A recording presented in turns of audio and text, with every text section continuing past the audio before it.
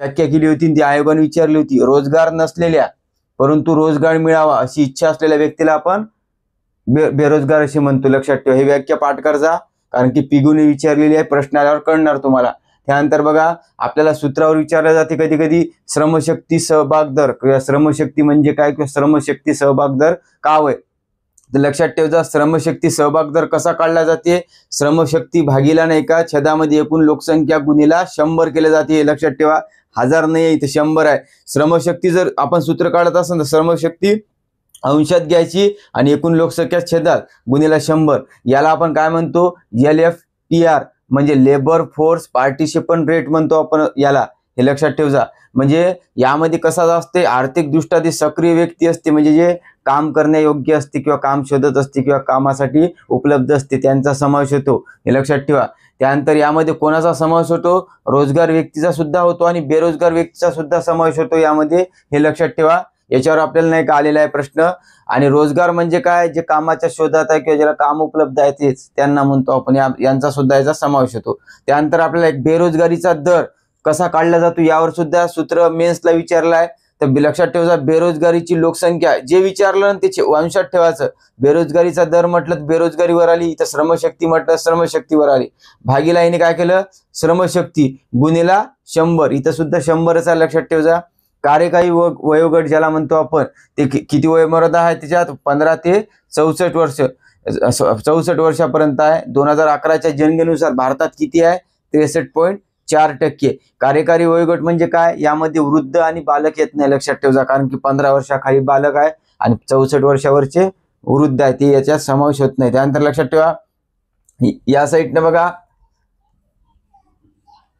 आपल्याला त्यानंतर नाही का बेरोजगारीच्या प्रकारावर प्रश्न आहे. लक्षात ठेवा, बेरोजगारीचे जे प्रकार आहे ते लक्षात ठेवा. यामध्ये 2 प्रकार पडतात, एक आहे ग्रामीण बेरोजगारी आणि शहरी बेरोजगारी. तर सर्वप्रथम तर तुम्ही ग्रामीण बेरोजगारीतले म्हणजे पाहू आपण टाईप. आपल्याला याच्यात विभाजनावर सुद्धा प्रश्न सॉल्व्ह होते, ते लक्षात ठेवा.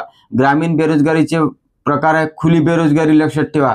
आणि खुली बेरोजगारी नाही का ग्रामीण बेरोजगारीचाही प्रकार आहे आणि शहरी दोन्ही इकडे येते. लक्षात ठेवा, प्रश्न आल्यावर सॉल्व्ह होईल. त्यानंतर लक्षात ठेवा, खुली बेरोजगारी म्हणजे काय, काम करण्याची इच्छा व क्षमता तर आहे पण नियमित उत्पन्न देणारा रोजगार उपलब्ध मिळत नाही, त्याला आपण काय म्हणतो, खुली बेरोजगारी. म्हणजे बा नियमित म्हणजे काय, जसं आपण म्हणतो ना परमनंट काम मिळत नाही, त्या टाईपचं आहे. आणि हे जे उदाहरण दिलं तर आपण ग्रामीण भागातून नाही शहरी भागात नाही का स्थलांतर होत असते रोजगारासाठी, त्याचं उदाहरण आहे. लक्षात ठेवा. त्यानंतर येते हंगामी बेरोजगारी किंवा मोसमी बेरोजगारी अशी म्हणतो. हंगामी बेरोजगारी म्हणजे काय, खास करून शेती क्षेत्रात जास्त आढळते. शेती क्षेत्रात कसं काही महिने काम करतो आपण, कापणीपर्यंत रोजगार भेटते, मग त्यानंतर भेटते का नाही, म्हणून त्याला आपण हंगामी म्हणतोय. सर्वात जास्त ग्रामीण भागात असते. त्यानंतर आईस्क्रीमचे कारखाने बघा, हिवाळ्यात आईस्क्रीमचे कारखाने कसे म्हणजे थोडं बंदच पडतात किंवा कमी होतात, त्यामुळे ते सुद्धा हंगामी बेरोजगारी आहे. आणि उन्हाळ्यात त्यांचं उत्पादन सुद्धा वाढते आणि त्यांची मागणी सुद्धा वाढत असते, त्यामुळे आपण त्यांना हंगामी म्हणतो. काही महिने काम नाही असं असते. त्यानंतर तिसरा प्रकार लक्षात ठेवा, जुनाट, ज्याला आपण नाही का दीर्घकालीन बेरोजगारी म्हणतो. जुनाट म्हणजे फार जुना आहे, म्हणजे दीर्घकालीन आहे. यामध्ये काय असते नाही का, यामध्ये जे व्यक्ती बेरोजगार राहते ते खूप कालावधीपर्यंत बेरोजगार राहते, त्यामुळे त्याला आपण जुनाट किंवा दीर्घकालीन म्हणतो. विकसित देशात जवळपास 1 वर्षापर्यंत जर बेरोजगार राहते त्यांचा समावेश होतो विकसित देशात. पण ज्या व्यक्ती खूप कालावधीपासून बेरोजगार आहे त्याला आपण जुनाट बेरोजगारी म्हणतो. हा ग्रामीण भागातला प्रकार लक्षात ठेवा. त्यानंतर सर्वात महत्वाची आहे प्रच्छन्न बेरोजगारी, ज्याच्यावर खूप प्रश्न आहे. त्याला दुसरं नाव आहे छुपी बेरोजगारी किंवा डिस्गाईज, इंग्लिशमध्ये लक्षात ठेवा. मराठीत बरेच नाव आहे, डिस्गाईज अनएम्प्लॉयमेंट. लक्षात ठेवा. याच्यात काय असते माहिती आहे का, आपल्या क्षमतेचा नाही का पूर्ण वापर करून एखादे काम जेवढे व्यक्ती करू शकतात तर त्यापेक्षा जास्त व्यक्ती नाही का त्यामध्ये गुंतलेले राहते कामात, त्यांना आपण काय म्हणतो, छुपी बेरोजगारी. म्हणजे उदाहरणार्थ जर म्हटलं, आपल्यापाशी जर 5 एकर शेती आहे परंतु तिथं जर 5 व्यक्तीचीच गरज आहे काम करण्याची, परंतु आपण तिथं नाही का 10 जण जर कुटुंबातील काम करत असेल, ते जे जास्तीचे 5 जण असते ते छुपी बेरोजगार आहे. कारण की काहून की तिथं तुम्हाला माहित आहे 5 जणातच ते काम पडणार आहे, उत्पादनात काही भर पडणार आहे का, 10 जण असल्यावर 5 जण तर करणारच आहे. परंतु ते जास्तीचे जे 5 जण असते त्याला आपण म्हणतो छुपी, कारण की तो आपण दिसत नाही, ते आपण त्याला पाहत नाही त्या दृष्टिकोन, म्हणून ते 5 लपलेले आहे, म्हणून त्याला आपण छुपी बेरोजगारी म्हणतो. हे उदाहरण देता येते. जे जास्तीची व्यक्ती असते कामात गुंतलेले त्यांना म्हणू शकतो. आणि हे जास्तीची व्यक्ती आहे त्यामुळे उत्पादनात काही भर होते का? 5 व्यक्ती सुद्धा तेवढेच काम करू शकते, 10 व्यक्ती सुद्धा, म्हणजे लवकर काम होईल परंतु काही फायदा आहे का? काहीच फायदा मिळत, म्हणून ती उत्पादकता शून्य असते म्हणते. मग याच्यावर प्रश्न येते, सीमांत उत्पादकता शून्य असते कोणाची? प्रचंड बेरोजगारीची. हे लक्षात ठेवा, कारण यामध्ये काम नाही का उत्पादनात स्वरूपात काहीच बदल होत नाही किंवा उत्पादनात वाढ सुद्धा होत नाही या जास्तीच्या व्यक्तीमुळे, त्यामुळे आपण त्याला छुपी बेरोजगारी म्हणतो. याच्यावर प्रश्न बरेच आहे. हे ग्रामीण बेरोजगारीचे प्रकार आहे. त्यानंतर बघा शहरी बेरोजगारी लक्षात ठेवा. शहरी बेरोजगारीमध्ये नाही का खुली बेरोजगारी जी बघितली आपण ते ग्रामीण आणि शहरी लिहिजा. खुली बेरोजगारी, ग्रामीण बेरोजगारी सुद्धा आहे ती शहरी, लक्षात ठेवायचं. खुली बेरोजगारी आपण पाहिली. त्यानंतर सुशिक्षित बेरोजगारी म्हणजे काय? आपण जे शिकलेलं असतो ते बेरोजगार असते बा. यामध्ये काय म्हटलं जाते, हे जे सुशिक्षित बेरोजगार असते ते कमी प्रतीच्या किंवा खुल्या बेरोजगारीला बळी पडते, असं लक्षात ठेवा. असं विचारलं खालीलपैकी कोणती बेरोजगारी कमी प्रतीच्या म्हणजे न्यून प्रतीच्या किंवा खुल्या बेरोजगारीला बळी पडते, ती बेरोजगारी कोणती? ते सुशिक्षित बेरोजगारी, कारण की शिकून आहो परंतु रोजगार नाही त्याला आपण म्हणतो. त्यानंतर तिसरा प्रकार बघा न्यून बेरोजगारी किंवा कमी प्रतीची बेरोजगारी, जे इथे येत आहे बघा. कमी प्रतीच्या याच्यावरून समजत असन, जर एखादा व्यक्ती नाही का इंजिनियर आहे परंतु त्याला नोकरी क्लर्कची करायला लागत असेल तर त्याला आपण काय म्हणतो? न्यून बेरोजगारी. हे उदाहरण लक्षात ठेवा. तांत्रिक बेरोजगारी चौथा प्रकार आहे. हे कशामुळे होते? व्याख्या तंत्रज्ञानामुळे. याच्यावर सुद्धा प्रश्न आहे. हे 11वी इकॉनॉमिक्स मधला आहे प्रश्न. म्हणजे आपल्या तांत्रिक बेरोजगारी आपल्या संदर्भ ग्रंथात जास्त दिसत नाही परंतु 11वी मध्ये डायरेक्ट दिलेली आहे. तंत्रज्ञानामुळे निर्माण होणारी बेरोजगारी म्हणजे तांत्रिक बेरोजगारी, हे लक्षात ठेवा. त्याच्यानंतर आपल्याला जो क्वेश्चन विचारला जातो ना, घर्षणात्मक आणि संरचनात्मक, याच्यावर बरेच क्वेश्चन येतात, ते पाहू आपण. बघा दिसते का? बघा त्यानंतर पहा घर्षणात्मक बेरोजगारी. घर्षणात्मक बेरोजगारी ज्याला आपण इंग्लिश मध्ये काय म्हणतो? फ्रिक्शनल म्हणतो. फ्रिक्शनल अनएम्प्लॉयमेंट हे इंग्लिश मध्ये सुद्धा लक्षात आणि मराठी सुद्धा. जेव्हा कामगार नाही का अधिक चांगल्या रोजगाराच्या प्रतीक्षेत बेरोजगार राहतो, कसं? ऐच्छिकरित्या, त्यांना आपण घर्षणात्मक बेरोजगारी म्हणतो.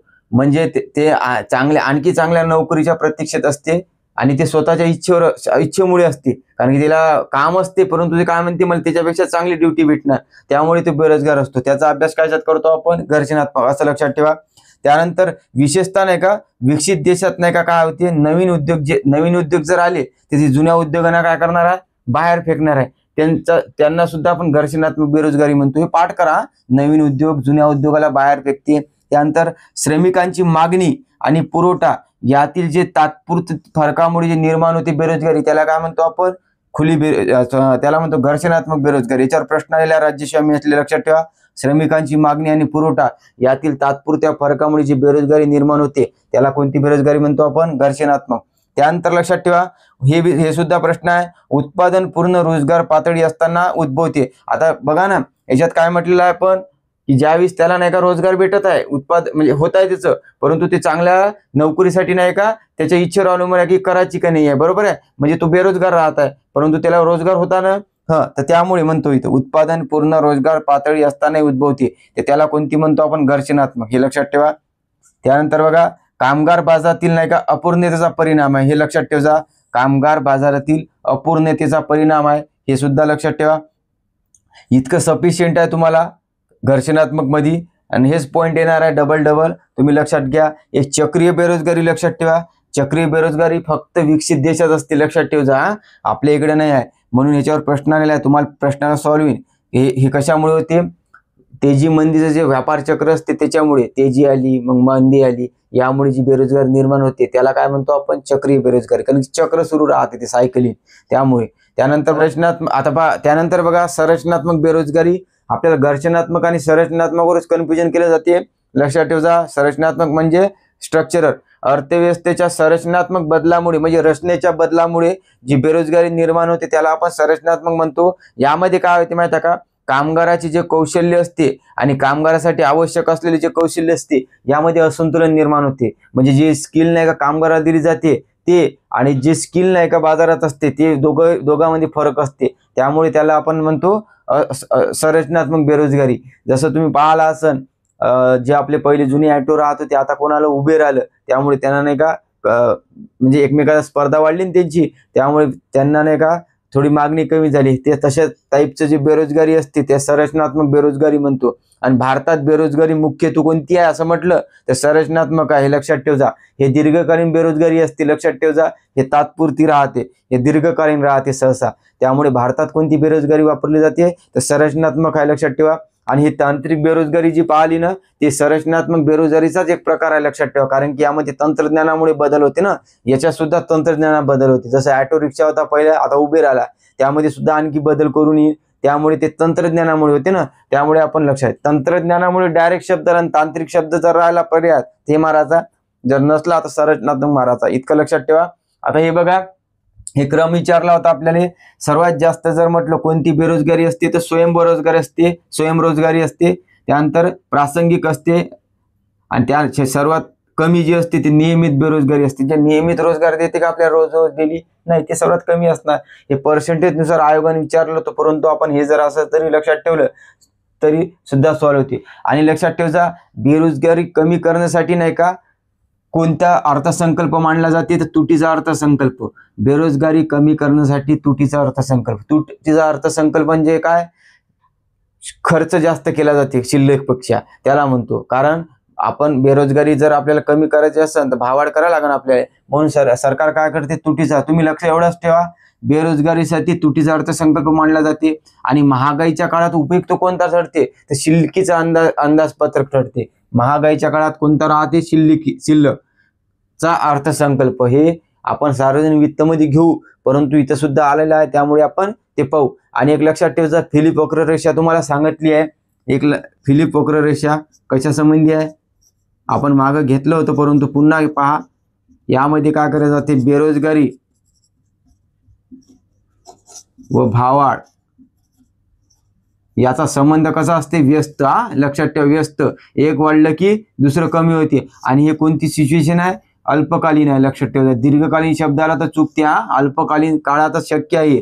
फिलिप वक्ररेषा यामध्ये बेरोजगारी आणि भाववाढ म्हणजे महागाई याचा व्यस्त संबंध असते. बेरोजगारी वाढली तर भाववाढ काय होईल, कमी होईल, महागाई कमी होईल समजा. आणि बेरोजगारी कमी जातं कधी होईल, कमी, महागाई वाढली तर. म्हणजे दोघांचा संबंध कसा आहे, व्यस्त. ही कंडिशन आहे अल्पकालीन, त्याला म्हणतो आपण फिलिप वक्ररेषा. इतक्यावर प्रश्न आहे. आता आपण याचे प्रश्न पाहू, जेणेकरून आपल्याला माहिती किती इम्पॉर्टंट आहे ठरणार आहे. चला आता आपण प्रश्न पाहूया. पहिला प्रश्न तुमच्या स्क्रीनवर आहे, पहा. गट क पूर्व परीक्षा 2018 लिहिलेला आहे. शिल्लकीचे अंदाजपत्रक महागाईच्या काळात उपयुक्त ठरू शकते. बरोबर आहे, शिल्लकीचा अंदाजपत्रक महागाईच्या काळातच उपयुक्त ठरते. त्यानंतर तुटीचा अंदाजपत्रक बेरोजगारी दूर करण्यासाठी नाही का उपयुक्त आहे. बरोबर आहे, बेरोजगारी दूर करण्यासाठी आपण कोणता अर्थसंकल्प लावतो, तुटीचा. कारण की आपल्याला बेरोजगारी जर कमी करायचं असेल तर पैसा बाजारात जास्त द्यावा लागेल, रोजगार द्यावा लागेल, त्यामुळे महागाई वाढवावी लागेल. त्यामुळे ते तसं आहे, संकल्पना आहे ते. त्यामुळे हे विधान बरोबर आहे. आणि हे पाठ करा, महागाईसाठी शिल्लकीचं बेरोजगारी जर कमी करायची असेल तर आपण वापरतो तुटीचा. याच्यात कन्फ्युजन होऊ नका. त्यानंतर तिसरं सेंटेन्स बघा, भारतामध्ये शेती मंत्रालयाकडे केंद्र सरकारच्या अंदाजपत्रकाची चौकट तयार करण्याची जबाबदारी आहे. हे विधान चूक आहे. अंदाजपत्रक ज्याला बजेट म्हणतो हे कोण करत असते तयार, तर अर्थ मंत्रालयाच्या अंतर आर्थिक व्यवहार विभाग असते. म्हणजे मंत्रालय, अर्थ मंत्रालय, आणि त्याच्यात जास्त अधिक विचारलं तर आर्थिक व्यवहार विभाग हे करत असते. आणि अंदाजपत्रकासंबंधी तरतूद काय आहे केंद्रासाठी तर कलम 112 आहे आणि राज्यासाठी कलम 202 आहे. आणि अर्थसंकल्प हा शब्द नाही का राज्यघटनेत उल्लेख केलेला नाही आहे, लक्षात ठेवजा. राज्यघटनेत उल्लेख काय केलेला आहे तर ते लक्षात ठेवजा, वार्षिक वित्तीय विवरणपत्र म्हटलेलं आहे. बजेट आपण म्हणतो याला, अर्थसंकल्प आपण म्हणत असतो, राज्यघटनेत उल्लेख नाही आहे. त्यानंतर ही संकल्पना जी आहे ती फ्रेंच भाषेतून आणलेली आहे, आपण लक्षात ठेवजा. बाकी नंतर पाहू आपण. याचं उत्तर फक्त क चुकीचं राहील, ब बरोबर आहे. हे बरोबर लिहून घ्या, महत्वाचा प्रश्न आहे. त्यानंतर बघा, राज्यसेवा मुख्य परीक्षा 2025 आलेल्या खालीलपैकी कोणत्या बेरोजगारी प्रकारातील विशिष्ट कर्मचाऱ्यांचे सीमांत उत्पादन शून्य असते. तर तुम्हाला माहित आहे श्रमिकांची सीमांत उत्पादकता शून्य कुठे असते तर प्रचंड बेरोजगारी, छुपी बेरोजगारी, हे लक्षात ठेवा. बाकी ऑप्शन मध्ये बघा, तांत्रिक बेरोजगारी आहे जी तंत्रज्ञानाने निर्माण होते. चक्रीय बेरोजगारी फक्त विकसित देशात असते आणि तेजी मंदीच्या चक्रामुळे होते. त्यानंतर उघड बेरोजगारी आपण ज्याला आपण एक खुली आहे ना, याला उघड किंवा ओपन म्हणते, लक्षात ठेवा. नाही तर उघड म्हणजे काय, खुली, ओपन अनएम्प्लॉयमेंट. तर खुली म्हणजे माहित आहे याच्यात नियमित रोजगार दिला जात नाही, इतकं लक्षात ठेवा. त्यानंतर मी घेतो श्रमिकांची मागणी आणि पुरवठा यामधील तात्पुरत्या फरकामुळे निर्माण झालेली बेरोजगारीला काय म्हणतो? इथं बघा आपण घेतलेलं आहे घर्षणात्मक मध्ये श्रमिकांची मागणी आणि पुरवठा यातील तात्पुरत्या फरकामुळे जी बेरोजगारी निर्माण होते त्याला घर्षणात्मक. दीर्घकालीन शब्द जर आला ना कधी संरचनात्मक लिहायचा खरं. इथं श्रमिकांची मागणी आणि पुरवठा यामधील नाही का संतुलन नाही राहत ना, त्यामुळे होते. आणि पर्यायामध्ये बघा संरचनात्मक चक्रीय आणि नैसर्गिक बेरोजगारी आहे, ते सुद्धा लक्षात ठेवा. आणि एक टॉपिक लिहायचा आहे मी, तुम्ही लिहा. जे घर्षणात्मक आणि संरचनात्मक जे बेरोजगारी असते या दोघाले काय म्हणत असते माहिती एकत्रीकरण, तर त्याला म्हणतो आपण नैसर्गिक बेरोजगारी. तर चौथा पर्याय दिलेला आहे ना नैसर्गिक बेरोजगारी म्हणजे काय, तर त्यामध्ये संरचनात्मक अधिक घर्षणात्मक बरोबर नैसर्गिक बेरोजगारी असते. हे लक्षात ठेव जा, मी लिहिला नाही, तुम्ही लिहून घे जा. त्यानंतर नेक्स्ट क्वेश्चन बघा, भारतात कोणत्या प्रकारची बेरोजगारी आढळते? म्हणजे भारतात विचारलाय, म्हणजे इथं ग्रामीण शहरीचा काही उल्लेख नाही आहे. बघा पहिला ऑप्शन छुपी बेरोजगारी बरोबर आहे, त्यानंतर संरचनात्मक बेरोजगारी बरोबर आहे, हंगामी बेरोजगारी घेतली आहे, शिक्षित बेरोजगारी ही सुद्धा घेतली आहे, सुरक्षित. त्यामुळे महत्वाचे आहे हे. आता इथं जर तुम्ही नाही का अनालिसिस केलं ना, छुपी कायले म्हणते, संरचनात्मक कायले म्हणते, शिक्षित कायले म्हणते, सोप्याच आहे, तर ते आपण अनालिसिस करावं लागते. त्यामुळे आपल्याला तिचा प्रश्न भविष्यातला सॉल्व्ह होते. आलता येसो मे 2023ला. त्यानंतर बघा फिलिप वक्ररेषा कशासाठी उपयुक्त आहे? इथं सांगितलं आपण भाववाढ आणि बेरोजगारी याचा संबंध कसा आहे? व्यस्त. एक वाढली तर दुसरी कमी होते, एक वाढली तर दुसरी कमी होणार आहे. आणि कधी ही सिच्युएशन अल्पकालीन आहे, म्हणजे याचं उत्तर काय राहणार? बघा 4 नंबरचं बघा, बेरोजगारी आणि भाववाढ रीतिकाच्या अल्पकालीन बदलाचे विश्लेषण करते. विधान बरोबर आहे. त्यामुळे 2023चा प्रश्न आहे, नोट डाऊन करून घ्या. त्यानंतर लक्षात घ्या पुन्हा नाही का राज्यसेवा मेन्सला हाच प्रश्न आला बा 2024ला. फिलिप वक्र चलनवाढ आणि रिकामी जागा यातील व्यस्त संबंध दर्शवते. आपण पाहिलं ना भाववाढ किंवा बेरोजगारी आणि भाववाढ दोघातला संबंध दर्शवते. त्यामुळे इथे उत्तर येईन 4 नंबर. लक्षात ठेवा, हे पुन्हा रिपीट येईन, हे सेकंदात झालं पाहिजे. त्यानंतर राज्यसेवा मुख्य परीक्षेला 2023चा प्रश्न बघा, ग्रामीण भागात नाही का उघड बेकारी जास्त आढळते. तर बघा ग्रामीण भागात उघड बेकारी आहे, हे विधान बरोबर आहे. प्रच्छन्न बेकारी शेती क्षेत्रात जास्त आढळते. हे बघा कोणती प्रच्छन्न बेकारी शेती क्षेत्रातच आहे, कारण की आपण उदाहरण घेतलेलं आहे याच्यात. कारण की यामध्ये जितके व्यक्ती काम करायच पाहिजे त्यापेक्षा जास्त व्यक्ती काम करते, त्यामुळे जे जास्तीची व्यक्ती राहते त्यांना आपण काय म्हणतो? खुली. हे विधान दोन्ही बरोबर आहे. पहा आपण म्हणतो ना की आपण फक्त कंबाईनचा अभ्यास करतो, तर कंबाईनचेच पेपर पाहिले पाहिजे का, ते सुद्धा प्रीचे नाही, आपल्याला सर्व पाहावं लागते. बघा राज्यसेवेत किती प्रश्न आहे आपल्या सिलेबस, तर तुम्ही तेच पाहिले पाहिजे. पेपर शेट पाहताना बा बेरोजगारी म्हणजे आपल्याला टॉपिक माहीत राहते यावर प्रश्न आहे बा, तर ते जर दिसलं आपल्याला तो नोट डाऊन करायचा आपल्या ह्याच्यात, म्हणजे आपल्याला काय होते सोपं जाते. जर एखाद्या क्वेश्चन हार्ड बिन विचारला आणि जे ऑलरेडी विचारण्यात आला आणि ते प्रीला आला तर आपल्याला बेनिफिट ठरत असते. त्यामुळे आपल्याला सर्व करायचं आहे, सिलेक्टिव्ह वाचायचं आहे सर्वात महत्वाचं म्हणजे. त्यानंतरचा नेक्स्ट क्वेश्चन बघा, 2023चा पूर्व परीक्षेचा आहे कंबाईनचा. 2011 मध्ये एकूण श्रमशक्तीमध्ये स्वयंरोजगार, नियमित रोजगार आणि प्रासंगिक रोजगाराचा काय हिस्सा आहे? ते हेच म्हटलं होतं, स्वयंरोजगार पहिले येते, मग प्रासंगिक, मग नियमित. मग याचं उत्तर काय राहणार आहे माहिती आहे का? 1 नंबर 52% दिलेला आहे. त्यानंतर प्रासंगिक 30% ने 12%. लक्षात ठेवायचं आहे, हे असाच क्रम राहणार आहे. त्यानंतर नेक्स्ट क्वेश्चन पहा, भारतीय अर्थव्यवस्थेत छुप्या बेकारीचा प्रश्न हा प्रामुख्याने कुठे आहे? हे बघा छुपी बेरोजगारी कुठे आढळते? तर ग्रामीण भागात. म्हणून याचं उत्तर काय राहील? ग्रामीण भागात मोठ्या प्रमाणात आढळते. शहरी भागात आढळते का? नाही आढळत. त्यामुळे याचं उत्तर राहील 1 नंबर. खूप प्रश्न रिपीट आहे. भारतात कोणत्या प्रकारची बेकारी आढळते? भारतात विचारलेला आहे. आपण आताच क्वेश्चन बघितला होता मागचा. छुपी आढळते, हंगामी, शैक्षणिक, रचनात्मक म्हणजेच संरचनात्मक, याला स्ट्रक्चरल म्हणत्या. संरचनात्मक किंवा रचनात्मक बेरोजगारी. याचं उत्तर वरीपैकी सर्व राहील. याला STM.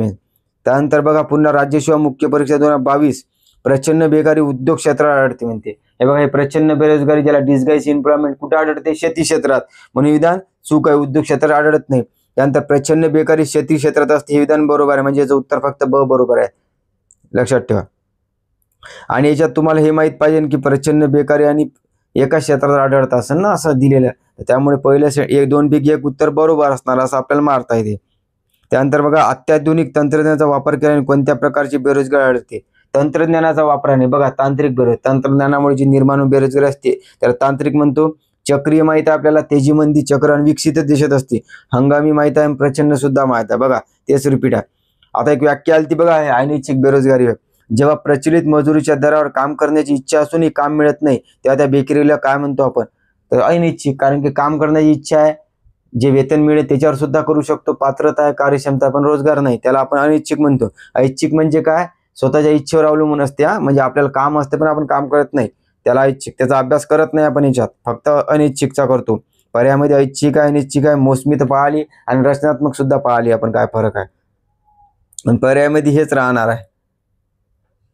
कन्सेप्ट क्लिअर पाहिजे. पण त्यानंतर लक्षात ठेवा, भारतातील बेरोजगारीच्या संदर्भात विधान विचारात घ्या. 2020चा मेनचा राज्यसेवा. पहिलं सेंटेन्स बघा, प्रचंड बेरोजगार कामगाराची सीमांत उत्पादकता शून्य असते. बरोबर आहे, सीमांत उत्पादकता शून्य असते, विधान बरोबर आहे. शहरी बेरोजगारी खुली नसते म्हणते. बघा इथं सांगितलेलं आहे, शहरी बेरोजगारी आणि ग्रामीण हे दोघे खुली असते. इथं दिलेलं आहे, इथं सुद्धा आहे, म्हणजे हे दोन्ही भागात आढळते, लिहून ठेव जा. त्यानंतर घर्षणात्मक बेरोजगारी कामगार बाजारातील अपूर्णतेचा परिणाम, हे घेतलेला आहे आपण, कामगार बाजारातील अपूर्णतेचा परिणाम, हा सुद्धा बरोबर आहे. म्हणजे उत्तर काय, ब चुकीचं आहे, लक्षात ठेवा. त्यानंतर नेक्स्ट क्वेश्चन बघा, राज्यसेवा मुख्य परीक्षा 2019. बघा किती क्वेश्चन येतात राज्यसेवा मेन्सला. भारतात बेरोजगार संदर्भात कोणते विधान खरे नाही. भारतात अजून छुपी बेरोजगारी आहे ना, कारण की छुपी बेरोजगारी आहेच ग्रामीण भागात. भारतात चक्रीय बेरोजगारी आहे, हे विधान पहा. भारतात चक्रीय बेरोजगारी आहे का, नाही. चक्रीय बेरोजगारी कुठे असते, विकसित देशात. भारत कोण आहे, विकसनशील देश आहे. बघा चक्रीय बेरोजगारी पाठच करायची, विकसित देशात असते, तेजी मंदीच्या चक्रामुळे निर्माण होते, म्हणून ते. त्यानंतर भारतात बेरोजगारी मुख्यत्वे करून संरचनात्मक आहे. आपण म्हटलं भारतात बेरोजगारी कोणती आहे, तर संरचनात्मक आहे, लक्षात ठेवा. आणि चौथं लक्षात घ्या, भारतातील रोजगारविषयक आकडेवारी गोळा करणारी कोणती महत्वाची संस्था आहे, तर NSSO. आपण यानंतर घेणार आहोत टॉपिक, नक्कीच क्लिअर होईल, पण लक्षात ठेव जा, हे सुद्धा बरोबर आहे, कारण की रोजगारविषयक आकडेवारी NSSO मांडत असते. त्यानंतर लक्षात घ्या, याचं उत्तर फक्त चक्रीय बेरोजगारी चुकीचं आहे. त्यानंतर आपल्याला विचारलं होतं बघा, व्याख्या, रोजगार नसलेल्या, हे व्याख्या पिगूची. परंतु रोजगार मिळावा अशी इच्छा असलेल्या व्यक्तीला बेरोजगार म्हणता येईल. कोण म्हटलं होतं, AC पिगू यांनी. लक्षात ठेवजा, 2019चा मेनचा राज्यसेवा.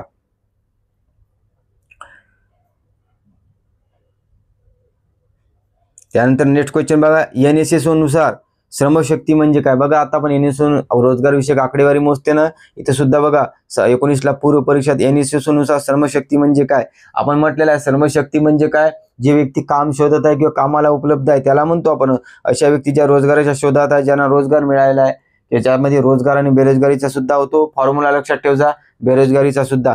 हे बेरोजगारीचा दराचा मी प्रश्न घेतला नाही, परंतु हे विचारला कुठं होतं माहित आहे का, हे विचारलं होतं HRDला. 2018-19चा प्रश्न आहे, HRD जे मेन्सला राहते GS3 मध्ये, तिथे विचारण्यात आला होता, म्हणून हे घेण्यात आलं आहे. तर तुम्ही ते नोट डाऊन करता, एखादी जर आपला रिपीट झाला कधी आला पाहिजे, येत नाही परंतु असावं लक्षात. त्यानंतर लक्षात घ्या, कोणते विधान योग्य नाही. राज्यसेवा मुख्य 2018. बघा 18, 19, 20, 22 वर प्रश्न आहे. विकसित देशातील बेरोजगारीतील महत्वाचा हिस्सा हा चक्रीय स्वरूपाचा आहे. आता बघा आपण मग विकसित म्हटलं तिथं विकसनशील होतं, हे बरोबर आहे, कारण की विकसित देशातील बेरोजगारीचा महत्वाचा हिस्सा कोणता आहे, चक्रीय बेरोजगारीचा आहे, म्हणून विधान बरोबर आहे. विकसनशील देशातील बेरोजगारीचे महत्वाचे कारण भांडवलाची कमतरता आहे. भारतासारख्या देशात बेरोजगारीचं महत्वाचं कारण भांडवलाची कमतरताच आहे. काही क्वेश्चन लॉजिकनं सोडवायचा, म्हणजे भांडवल आहे का, आपल्या इथं आहे का, कॅपिटल नाही आहे ना, त्यामुळे ती कमतरता असणार आहे. पण विकसनशील का विकसित, लक्षात ठेवायचा, विकसित चक्रीय आहे, लक्षात ठेवा. बेरोजगारी हे विधान दोन्ही बरोबर आहे, लक्षात ठेवा. त्यानंतर पुन्हा बघा, वनसेवा मुख्य परीक्षा 2018 आहे. छुपी बेरोजगारी, ज्याला प्रचंड बेकारी म्हणतो आपण, यावर प्रश्न आहे. तर कोणतं बरोबर आहे, तर शेतमजूर काम करतो पण शेती उत्पादनात भर पडत नाही. बघा याच्यात काय म्हटलं आपण, सीमान उत्पादकता शून्य असते, कारण की उत्पादनात काहीच भर पडत नाही. 5 व्यक्ती पाहिजे पण तिथं त्यांनी 10 व्यक्ती लावत आहे, तर त्यांना आपण म्हणतो उत्पादनात शून्य, म्हणजे काही म्हणजे उत्पादकता शून्य असते, कारण उत्पादनात काहीच भर पडत नाही, म्हणून विधान बरोबर आहे. मजुरांची सीमांत उत्पादकता शून्य असते, हे बरोबर आहे. सीमांत उत्पादकता शून्य असते, हे सुद्धा बरोबर आहे. शेतमजुरामध्ये अकार्यक्षमता असल्यामुळे बेकारी निर्माण होते. अकार्यक्षमता नसते, त्यांच्यात कार्यक्षमता असते, परंतु त्यांना काम मिळत नाही म्हणून राहते, त्यामुळे ही बेकारी निर्माण होते. मजूर छुप्या पद्धतीने नाही का रोजगार मिळवतात. मजूर छुप्या पद्धतीने रोजगार नाही तर बेरोजगार मिळवतात, असं आहे. कारण की छुप्या आहे ना, दिसत नाही म्हणून ते बेरोजगार राहतात, असं सेंटेन्स थोडंसं कीवर्ड त्यांनी रोजगारी बेरोजगार टाकला, म्हणून चुकीचं आहे. त्यामुळे याचं उत्तर काय होईल, फक्त ए बी लक्षात ठेवा, 1 आलेला आहे. त्यानंतर बघा राज्याशिवाय मुख्य परीक्षा 17ला ग्रामीण भागात आढळून येत असलेल्या बेरोजगारीचा मुख्य प्रकार कोणता. आता तुम्हाला माहित आहे ग्रामीण भागात कोणते आढळते, खुली, हंगामी, जुनाट, प्रच्छन्न. पर्यायामध्ये कोणती आहे बघा, प्रच्छन्न आणि मोसमी. चक्रीय तर माहित आहे तुम्हाला, विकसित देशात आहे, सुशिक्षित भारतात आहे, कमी प्रतीची संरचना पण शहरात आहे ते, हे बाकी ग्रामीण भागातले आहे. लक्षात ठेवा फरक, ग्रामीण शहरी विचारते नाही आपल्याला. त्यानंतर लक्षात घ्या खालीलपैकी कोणत्या प्रकारची बेरोजगारी उत्पादन पूर्ण रोजगार पातळी असताना ही उद्भवते. बघा इथं कोणत्या प्रकारची बेरोजगारी म्हणते, उत्पादन पूर्ण रोजगार पातळी असतानाही कोणती उद्भवते, तर त्याला घर्षणात्मक म्हणतोय. लक्षात ठेव जा, याच्यावर प्रश्न आलेले आहे बरेच. त्यानंतर पुन्हा बघा PSI पूर्व 2024-14चा प्रश्न आहे, श्रमिकांची शून्य सीमांत उत्पादकता म्हणजे काय. काय सीमांत छुपी बेकारी. पर्यायामध्ये तांत्रिक बेकारी, अर्ध बेकारी, हंगामी बेरोजगारी आहे बघा. त्यानंतरचा बघा भारतातील कृषी क्षेत्रातील बेरोजगारी मुख्यतः कशा प्रकारची आहे, म्हणजे इथं काय विचारलं तुम्हाला, कृषी क्षेत्रातील विचारलेलं आहे. लक्षात ठेवा, म्हणजे ग्रामीण भागातील विचारलेलं आहे. तर इथं बघा हंगामी बेरोजगारी घेतलं होतं आपण, त्यानंतर जुनाट बेरोजगारी घेतलं आणि प्रच्छन्न तर घेतलेलंच आहे. तर त्यामुळे इथं काही ABC बरोबर राहील, अस्थायी बेरोजगारी नाही आहे असं काही. त्यानंतर बघा STIM 2011 आलता, श्रमिकांची सीमांत उत्पादकता ज्यावेळी शून्य असते त्याला कोणती म्हणतात. हे बघा कितीदा रिपीट येतात याच्यावर, सीमांत उत्पादकता शून्य, प्रच्छन्न, डिस्गाईज. हे तुम्ही पाठ करा, सेकंदात सॉल्व्ह झालं पाहिजे, बाकी पर्यायामध्ये तेच नाव राहते. त्यानंतर पुन्हा रिपीट आला बघा, भारतातील छुपी बेरोजगारी प्रामुख्याने या क्षेत्रात आढळते. ही छुपी बेरोजगारी कुठे आढळते, ग्रामीण भागात म्हणजे कृषी क्षेत्रात आहे. किती क्वेश्चन रिपीट आहे, कृषीदा 2011 आलेला आहे. त्यानंतर लक्षात ठेवा भारतातील बेकारीची समस्या सोडवण्यासाठी कोणत्या प्रकारच्या शिक्षणाची आवश्यकता आहे. तर माहित आहे तुम्हाला, जर भारतात बेरोजगारी संपवायची असेल तर व्यावसायिक शिक्षण द्यावं लागेल ना, त्यामुळे इथे उत्तर व्यावसायिक शिक्षण लिहून घ्यायचं आहे. अशा प्रकारे आपण नाही का बेरोजगारी, त्याची व्याख्या, त्याचे प्रकार यावर प्रश्न सोडवलेल्या ग्रामीण बेरोजगारी आणि शहरी. यानंतर आपण नाही का याच्यातला थोडासा भाग राहिला तो घेऊ आणि बेरोजगारी टॉपिक एंड करू. बेरोजगारीचा पुढचा भाग पाहू. तर बेरोजगारीमध्ये आपल्याला NSSO यावर प्रश्न विचारलेले आहे आणि त्यानंतर हा टॉपिक एंड होईल. लक्षात घ्या NSSOचा लॉंग फॉर्म लक्षात ठेवा, नॅशनल सॅम्पल सर्वे ऑर्गनायझेशन किंवा ऑफिस. या ऑर्गनायझेशनचं ऑफिस कशी झालं ते पाहू आपण. लक्षात ठेवा NSC ची स्थापना 1950 ची आहे. लक्षात ठेवा 1950 नवी दिल्ली येथे मुख्यालय आहे. त्यानंतर लक्षात घ्या 1970 याची पुनर्रचना झाली, ती झाली NSSO. ओचा अर्थ लक्षात ठेवा ऑर्गनायझेशन, नॅशनल सॅम्पल सर्वे ऑर्गनायझेशन. ते कधी झाले 1970, पण सध्या काय आहे, ऑफिस आहे, म्हणजे नॅशनल सॅम्पल सर्वे ऑफिस असं म्हटलं जाते. हे तर लक्षात ठेवा फक्त. त्यानंतर बघा NSC ची शिफारस कोणी केली होती, तर राष्ट्रीय उत्पन्न समिती. राष्ट्रीय उत्पन्न समिती आपण बघितलेली आहे, कधीची आहे, 4 ऑगस्ट 1949 ची आहे. याचे अध्यक्ष कोण होते, PC महालनोबिस. हे लक्षात ठेवा, याच्यावर प्रश्न आहे. त्यानंतर यांचं प्रकाशन आहे सर्वेक्षण नावाचं, ते द्विवार्षिक आहे, दर 2 वर्षांनी. ते लक्षात ठेवा. आणि NSCचं काम काय आहे, तर भारताचे जे दारिद्र्य आहे, गरिबी व बेरोजगारी याची आकडेवारी हे प्रकाशित करत असते. लक्षात ठेवा. आणि ती आकडेवारी कशी असते, दर 5 वर्षांनी असते. त्यासाठी हे घरगुती सर्वेक्षण करत असते. लक्षात ठेवा, दर 5 वर्षांनी साधारणतः असते. त्यानंतर हे जे बेरोजगारीची आकडेवारी, असा प्रश्न येईल तुम्हाला, भारताचे दारिद्र्य आणि बेरोजगारीची आकडेवारी कोण मोजते, NSSO. मागच्या प्रश्नामध्ये पाहिलं होतं आपण पर्यायामध्ये, NSSO मोजते. आणि हे बेरोजगारीविषयी जी आकडेवारी आहे ते 3 प्रकारात जाहीर करत असते. या 3 प्रकारावर बरेच प्रश्न आपल्याला पाहू आपण, हे महत्वाचे आहे, तुम्ही व्यवस्थित लिहिजा. याला पहिले म्हणतो आपण US किंवा UPS म्हणतो. याला काय म्हणतो आपण, युनिव्हर्सल स्टेटस किंवा युनिव्हर्सल प्रिन्सिपल स्टेटस. त्याला दुसरं मराठीत नाव आहे नित्य प्रमुख अवस्था किंवा नित्य प्रमुख दुय्यम अवस्था. ही नाव लक्षात ठेवा. त्यानंतर याला दुसरं नाव आहे सामान्य स्थिती दर्जा, हे लक्षात ठेवा. आणि यानुसार जे इथं देऊन आहे तुम्हाला लॉंग फॉर्म, युज्युअल स्टेटस आहे, युज्युअल प्रिन्सिपल स्टेटस. आणि हे जी बेरोजगारी असते ही खुली बेरोजगारी येते यामध्ये. लक्षात ठेवा, हे आलेला आहे प्रश्न. त्यानंतर लक्षात घ्या यामध्ये नाही का एकूण 1 वर्षाच्या कालावधीचा विचार केला जातो. 1 वर्षाचा जवळपास 365 दिवस मध्ये. तर लक्षात ठेवा 1 वर्षाच्या कालावधीचा जर ज्यामध्ये विचार केला जातो त्याला कोणती बेरोजगारी म्हणते, तर नित्य प्रमुख अवस्था किंवा UPS किंवा US.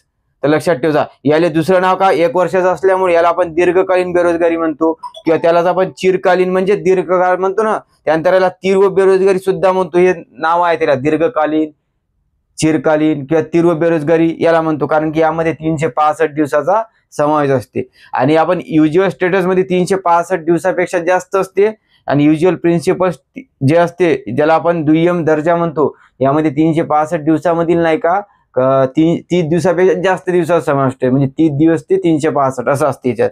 तेवढं लक्षात नाही ठेवायचं, फक्त 1 वर्षाच्या कालावधीचा विचार केला जाते, एवढं लक्षात ठेवा. दीर्घकालीन अवस्था आहे, चिरकालीन आणि तीव्र हे खुली बेरोजगारी आहे. आणि एक लक्षात ठेवा, हे व्यक्ती दर आहे. कोणता दर आहे? व्यक्ती दर. हे लक्षात द्या, कन्फ्यूज नका देऊ. तुम्हाला जर व्यक्ती दर म्हटलं तर हे दोघं आहे, कोण कोण?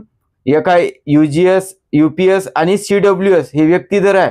पण हे CDS जर विचारलं ते व्यक्ती दिन दर आहे, म्हणजे तिथं दिन शब्द लागते. इथं फक्त व्यक्ती आहे, तिथं दिन, व्यक्ती दिन दर आहे. ते तुम्हाला इथं सांगितलेलं आहे मी फरक. इंग्लिशमध्ये सुद्धा लक्षात राहते. याला पर्सन रेट म्हणतात, याला पर्सन डे रेट म्हणतात. त्यानंतर ही जी संज्ञा आहे कोणती? US, UPS हे वार्षिक संज्ञा आहे, कारण की 1 वर्षाचा वापर केला जाते. लक्षात ठेवायचा प्रश्न आहे, वार्षिक संज्ञा आहे, 1 वर्षाचा कालावधी, दीर्घकालीन, चिरकालीन, तीव्र, आणि ही व्यक्ती दर आहे. लक्षात ठेवायचा, याच्यावर प्रश्न आलेला आहे त्यावेळेस क्लिअर होईल. त्यानंतर लक्षात ठेवा CDS हे दुसरा प्रकार आहे. CDS current daily status. लक्षात ठेवायचा, डी चा अर्थ डेली, डेली म्हणजे दररोज, म्हणजे इथं लक्षात ठेवायचा करंट म्हणजे चालू, डेली म्हणजे दैनंदिन, दर्जा मराठी सुद्धा लक्षात ठेवा आणि इंग्लिश मध्ये लक्षात ठेवा. यामध्ये कसाचा समावेश असते तर दररोज नाही का किमान 4 तास काम पाहिजे. यामध्ये दररोज डेली 4 तास जे काम करते त्याचा समावेश याच्यात होते. लक्षात ठेवा. आणि अर्धबेकारी, यामध्ये अर्धबेकारी काऊन म्हटलं जाते? 4 तासापेक्षा जर कमी काम झालं त्याला अर्ध बेरोजगारी म्हणतात. हे लक्षात ठेवा, याच्यावर सुद्धा प्रश्न आहे. आणि यालाच नाही का आपण आठवड्याचे जर 7 दिवस जर बेरोजगार असाल तुम्ही, त्याचा सुद्धा समज CDS मध्येच होते. प्रश्न आल्यावर क्लिअर होईल. हे असंच लिहायचं तुमच्या नोट्स मध्ये, दररोज किमान 4 तास जर काम नाही मिळालं त्याला म्हणतो आपण CDS. दुसरी व्याख्या काय? 4 तासापेक्षा कमी काम जर मिळालं, अर्ध बेरोजगारी, ते सुद्धा याच्यात येते. आणि आठवड्याचे 7 दिवस जर बेरोजगार असेल ते सुद्धा CDS मध्ये येते. सर्वात महत्वाचं काय माहित आहे का?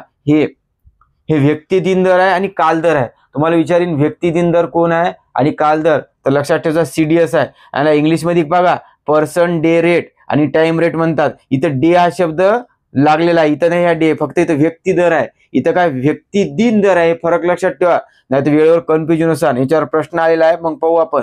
त्यानंतर लक्षात ठेवा CWS याला म्हणतो करंटली वीकली स्टेटस, म्हणजे हे आठवड्याचं असते. चालू साप्ताहिक दर्जा म्हणतो त्याला आपण. लक्षात ठेवा, इथं मराठीत लिहिलं नाही, इथं लिहिलं वाटते चालू आठवड्याचा दर्जा, कारण की वीकली असते ते.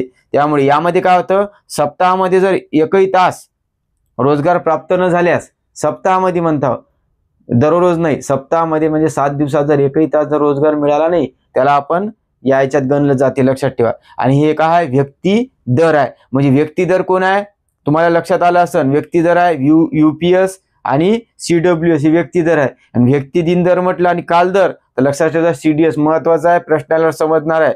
हे जशाक तसं पाठ करा. याच्यामध्ये किमान 4 तास, इथं 1 तास आहे फक्त, आणि इथं 1 वर्षाचा आहे. हे फरक लक्षात ठेवा. त्यानंतर लक्षात घ्या, रोजगार निर्मिती आर्थिक नियोजनाची उद्दिष्ट असली तरी त्याला आपल्या याच्यात नाही का उच्च प्राथमिकता देण्यात आली नाहीये. हे तुम्हाला जाणून बी नसेल.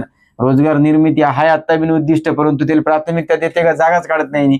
लक्षात ठेवा, हे आलेला 2 वेळा रिपीट आहे, पाहून घे जा. आणि जर प्रश्न आला आपल्याला सर्वात जास्त गरिबी कुठं आहे तर बिहारमध्ये लिहायची. गरिबीचे प्रमाण जर विचारले, याला टक्केवारी म्हणतो प्रमाण, तर ओरिसा लिहायचं. हे पाठ कर जा. याच्यावर प्रश्न आलेले आहे पण मी घेतले नाही, तुम्ही पाहून घे जा. आता याच्यावरचे प्रश्न पाहू आणि हा टॉपिक इथं एंड करू. त्यानंतर पहिला प्रश्न बघा, वनसेवा मुख्य परीक्षा 2022 ला आलेला आहे. NSSO नुसार, राष्ट्रीय नमुना सर्वेक्षण संस्थानुसार बेरोजगारीच्या 3 संकल्पना हे वाल्या 1, 2, 3 लक्षात द्या. त्यानंतर बघा कोणत्या 3 आहे म्हणते. नेहमीची बेरोजगारी स्थिती, त्या ब्रॅकेटमध्ये US देऊन आहे बघा, हे US, तर त्याला नेहमीची बेरोजगारी, नेहमीची म्हणजे नियमित, हे बघा नित्य प्रमुख अवस्था, सामान्य स्थिती दर्जा यायलाच म्हणतो आपण. इथं ऑप्शन मध्ये लिहून टाकजा नेहमीची बेरोजगारी स्थिती हा मराठीत. त्यानंतर लक्षात घ्या CWS चा वापर होते का? होते, चालू आठवड्याची. त्यानंतर CDS चा होते का? होते, परंतु सलग 180 दिवस बेरोजगारी स्थिती असा काही प्रकार नाही आहे, म्हणून याचं याचं किती देईन, 1 2 3, म्हणजे याचं उत्तर येईन ऑप्शन नंबर 2, म्हणजे प्रकारावर डायरेक्ट आहे प्रश्न, हा लक्षात ठेवा. त्यानंतरचा क्वेश्चन बघा, राज्यसेवा मेंदवा 24चा आहे. सामान्य मुख्य स्थिती बेरोजगारी, हे सामान्य मुख्य स्थिती बेरोजगारी आहे, हे वाली सामान्य स्थिती दर्जा आहे ना, हे ते लक्षात ठेवजा. US UPS हे काय आहे, ते काय आहे, खुली बेरोजगारी आहे, लक्षात ठेवजा. जर मराठी शब्द पाहिजे नसेल तर तुम्ही लिहून घ्यायचा बरोबर. हा साप्ताहिक स्थिती बेरोजगारी, ज्याला आपण काय म्हणतो, CWS म्हणतो, याच्यात काय ते पूर्ण सप्ताहामध्ये बेरोजगार असणे, तर लक्षात ठेवा. आणि चालू दैनंदिन स्थिती म्हणजे CDS, त्यामध्ये काय ते सप्ताहातील काही दिवस बेरोजगार, लक्षात ठेवा. काही दिवस आहे, कारण की डेली आहे ना ते, त्यामुळे काही दिवस म्हणजे किमान 4 तास. इथं काय पूर्ण सप्ताही ना, लक्षात ठेवा. इथं लिहून आहे असंच एकही तास, लक्षात ठेवा. हे जोड्या लावत बरोबर पाहून घ्या, याचं उत्तर आहे 1 नंबर. त्यानंतर लक्षात घ्या, राज्यसेवा मुख्य परीक्षा 2017 राष्ट्रीय सॅम्पल सर्वे संस्थेकडून बेरोजगारीची संकल्पना विकसित करण्यात आलेली आहे. ते खालील प्रमाणे कोणती, तर लक्षात घ्या, बेरोजगारीची सामान्य स्थिती दर्जा आहे बघा, हेच मला विचारलं, सामान्य स्थिती दर्जा US. त्यानंतर चालू आठवड्याचा येतेच बरोबर आहे, चालू आठवडा म्हणजे CWS बी येते. आणि चालू दैनंदिन दर्जा म्हणजे CDS आलेला आहे का, आहे. वार्षिक दर्जा याच्यात येत नाही, लक्षात ठेवा. असं 3च प्रकार आहे ना, वार्षिक दर्जा येत नाही, परंतु वार्षिक वर्षाचा समावेश कशा होते, याच्यात होते, पण वार्षिक दर्जाची संज्ञा नाही आहे, हे लिहून घ्यायचा. फक्त आपण सामान्य स्थिती दर्जा म्हणजे त्यानंतर CDS आणि CW चा विचार करतो, हा लक्षात ठेवायचा. चुकीचा कोणता राहील, फक्त D, हे आलता राज्यसेवा 2017चा. त्यानंतर नेक्स्ट क्वेश्चन बघा, राष्ट्रीय नमुना सर्वेक्षण संस्थेने मांडलेल्या निश्चित स्थिती बेरोजगारीच्या संदर्भातील खालील विधाने कोणते बरोबर आहे. बघा, आपल्याला आता काय विचारलेलं आहे, नित्य प्रमुख दर्जा, याच्यावर विचारलेलं आहे. नित्य स्थिती बेरोजगारी म्हणजे युज्युअल प्रिन्सिपल स्टेटस विचारलेलं आहे, त्याचे विधान आहे. ही संज्ञा तीव्र बेरोजगारी दर्शवते काय, बघा, तीव्र, दीर्घकालीन, चिरकालीन, आहे का नाही, हे विधान बरोबर आहे. वार्षिक संज्ञा आहे का, हो वार्षिक संज्ञा, विधान बरोबर आहे. ही संज्ञा व्यक्ती दर दर्शवते का, बघा व्यक्ती दर दर्शवते, पण व्यक्ती दिन दर जर म्हटलं तर ते CDS, हे फरक लक्षात ठेवा. आणि संज्ञा काळदर आहे का, नाही, काळदर कोण आहे, CDS आहे बघा, इथं देऊ ना, काळदर, टाइम रेट आणि पर्सन डे रेट, हे फक्त पर्सन रेट आहे, हे पर्सन डे रेट आहे, एवढा फरक लक्षात ठेवा. सूक्ष्म आहे, वेळेवर समजत नाही, म्हणजे याचं उत्तर काय येईल, कोणते, A B C बरोबर आहे, D चूक आहे फक्त. त्यानंतरचा नेक्स्ट क्वेश्चन पहा, 6व्या पंचवार्षिक योजनेत 1980 ते 85 पुढीलपैकी कोणत्या बेरोजगारीचे अंदाज तयार करण्यात आले. इथे योजना सांगितली, परंतु हेच आहे बघा, पहिला अवस्था चिरकालीन बेरोजगारी म्हणतो का आपण याला, बरोबर आहे. त्यानंतर साप्ताहिक स्थिती बेरोजगारी, साप्ताहिक स्थिती म्हणजे CWS येते. दैनंदिन स्थिती बेरोजगारी CDS डेली येते, बरोबर आहे. वार्षिक स्थिती येत नाही का, कारण की वार्षिक स्थिती दर्जा आपण देत नाही, म्हणून हे सुद्धा रिपीट क्वेश्चन आहे. याचं उत्तर आहे फक्त A B C बरोबर, हा D चुकीचं आहे. त्यामुळे बघा याच्यावर बरेच प्रश्न येत आहे, हा, आणि हेच इम्पॉर्टंट आहे, याच्यानंतर काही नाही इतकं. त्यानंतर लक्षात घ्या, पुन्हा आला बघा, राज्यसेवा मुख्य परीक्षा 2016ला NSS नुसार बेरोजगारी संकल्पना विकसित करण्यात आली आहे. बेरोजगारीची सामान्य स्थिती दर्जा, चालू आठवड्याची स्थिती दर्जा, दैनंदिन. वार्षिक येते का, नाही, हे सुद्धा रिपीट आहे, चुकीचा विचारला, D चुकीचा आहे, लक्षात ठेवा. मराठी सुद्धा लिहून घ्यायचा तुम्हाला कन्फ्युजन वाटत असेल तर. त्यानंतर बघा, STIMS 2017 आलेला आहे.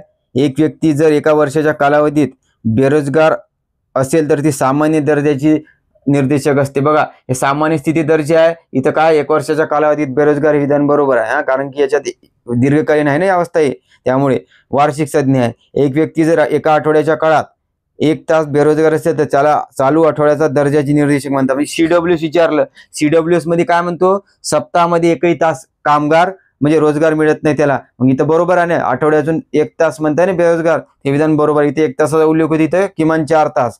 तर एक व्यक्ती जर आठवड्याचे 7ही दिवस बेरोजगार असेल तर ती चालू दैनंदिन दर्जाच्या म्हणजे CDS. बघा इथं आपण म्हटलेलं आहे, इथं 3 व्याख्या दिली आहे बघा, दररोज किमान 4 तास बेरोजगार पाहिजे, किंवा 4 तासापेक्षा कमी राहिला त्याला अर्ध बेकारी म्हणतो, हे सुद्धा याच्यात येते. आणि आठवड्याचे 7ही दिवस जर बेरोजगार असेल ते सुद्धा कायच्यात येते, ते CDS मध्ये. इथं तेच विचारलं, एक व्यक्ती जर आठवड्याचे 7 दिवस बेरोजगार असते काय, तर CDS आहे, CDS, लक्षात ठेवा. याचं सर्व बरोबर आहे, तुम्ही व्यवस्थित लिहून घ्या मराठीत बी ना. त्यानंतर आपल्याला विचारलं होतं, कंबाईंडला का 2017ला पूर्व परीक्षा आला होता, CDS नुसार 2009 मध्ये बेकारीचा दर 6.6% होता. तर CDS संकल्पने संबंधित वाक्य कोणते होते? फक्त आपल्याला CDS संकल्पना विचारली होती.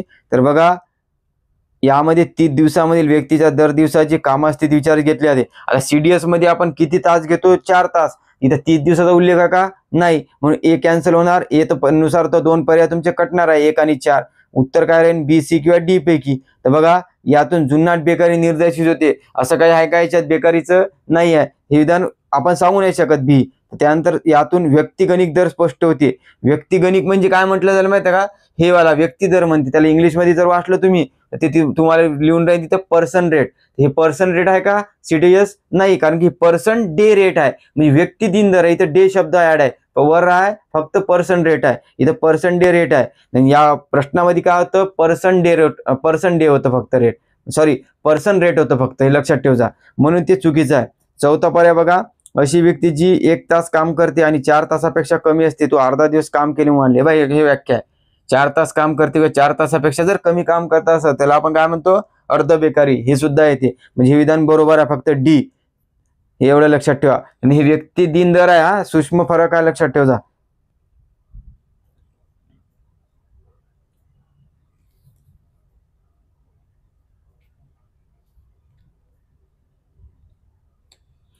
त्यानंतर बघा, रोजगार निर्मिती आर्थिक नियोजनाचे उद्दिष्ट असते त्याला काय दिली नाही? उच्च प्राथमिकता देण्यात आली नाही. विधान लक्षात ठेवा. STI मुख्य परीक्षा 2018 आहे. 19 ला सुद्धा हेच क्वेश्चन रिपीट आहे, लक्षात ठेवा. त्यानंतर बघा, STI प्री 2013चा प्रश्न आहे. खालीपैकी कोणती संकल्पना NSS मांडली गेली आणि त्यामध्ये कशाचा वापर केला जाते? बघा, सर्वसाधारण बेकारीची स्थिती, वर्तमान दैनंदिन बेकारी स्थिती, वर्तमान साप्ताहिक. आता आपल्याला माहित आहे याच्यात काय येते? CDS, CWS आणि UPS सर्वसाधारण सामान्य स्थिती म्हणतो ना. तर मासिक आणि वार्षिक संज्ञा येते का याच्यात? नाही. तर चौथा पर्याय चुका. हिने काय दिलं? सर्वसाधारण मासिक बेकारी. 30 दिवसाचा समावेश होते का याच्यात? मासिक नाही. फक्त याच्यात हेच 3च संकल्पना होते. वार्षिक येत नाही आणि मासिक शब्द येत नाही, लक्षात ठेवा. नाही तर चुकसा आणि याच्यात हे येत नाही, बाकी येते, एवढं लक्षात ठेवा. याच्यावर बरोबर प्रश्न आपल्याला. साप्ताहिक बेरोजगारीचे मापन कसे केले जाते असं म्हटलेलं. साप्ताहिक बेरोजगारी म्हणजे काय? ज्याला आपण CWS म्हणतो. तर सर्व सप्ताहामध्ये एकही तास काम न करता रोजगार प्राप्त झाले. आपण म्हणतो ना CWS मध्ये 1 तासाचा आहे, म्हणजे सप्ताहामध्ये जर एकही तास काम नाही मिळालं त्याला आपण काय म्हणतो? CWS नुसार. हे विधान बरोबर आहे. म्हणजे उत्तर येईल पहिलं. लक्षात घ्या याच्यावर किती प्रश्न आहे. हा,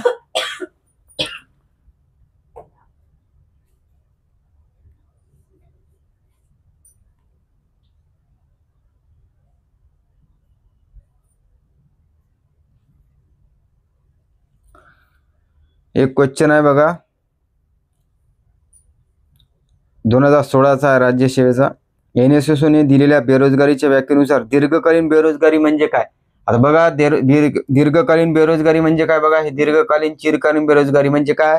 हे वाली US UPS ज्याला आपण काय म्हणतो? नित्यप्रमुख अवस्था. लक्षात ठेवा. हे बघा, नित्यप्रमुख अवस्था लिहून आहे का? हे नित्यप्रमुख अवस्था लिहून आहे बघा. हे याला इंग्लिशमध्ये वाचलं तुम्हाला येते, युज्युअल प्रिन्सिपल स्टेटस येते, म्हणून हे उत्तर राहील याचं. 2016चा आहे. 2022 सुद्धा रिपीट आहे राज्यसेवा मी असली, मी घेतला नाही.